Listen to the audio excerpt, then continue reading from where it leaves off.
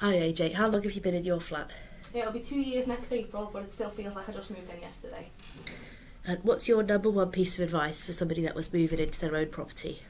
My number one piece of advice would be you mustn't overestimate or underestimate the difficulties of living by yourself. If you overestimate, you're going to be really scared, but if you underestimate, you're not going to go in with a plan B, and you need a plan B. It never hurts to be over-prepared either. Always get extra just in case. You never know when you're going to be short of money.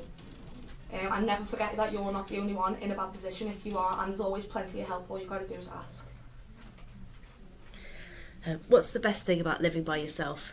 Personally, the best thing for me about living by myself is not only learning all the my own skills like cleaning and cooking, decorating, gives you quite a good sense to be able to do things by yourself, I think. Also being able to play your music as loud as you want, not that loud as not to upset the neighbours, and dance around with whoever you want whenever you want. There's things like that you're going to remember. And what have you found to be the hardest thing about living by yourself? For me, there was a couple of hard things. I could narrow it down to two.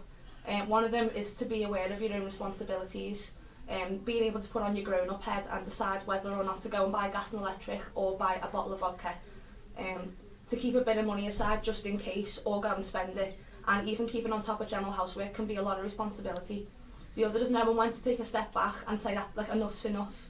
Being able to deal with tough situations such as rent arrears, bills arrears, and even friend and family problems. If there's one thing I've learned, it's that if you're polite and honest, then you're going to get a lot closer to your goals than you are if you kick and scream because something's gone wrong. Part of being mature is recognising your mistakes and forgiving other people for theirs. And what would you say for support workers during this time? At the time, I didn't think that the support worker would need to provide anything. But looking back, they helped me with the decorating grant as the flat was in a bit of a state. They helped me sort out the initial property viewing, acquiring furniture such as ovens and fridges, helping me with heavy items getting from A to B. I was also given a list of phone numbers I'd need, It's okay. I was given a list of phone numbers I'd need, like my providers for gas and electric and water, and also handy numbers to have, as well as the number to contact the support worker should I need them in the future, and I can't thank them enough for that. Yeah, is that okay?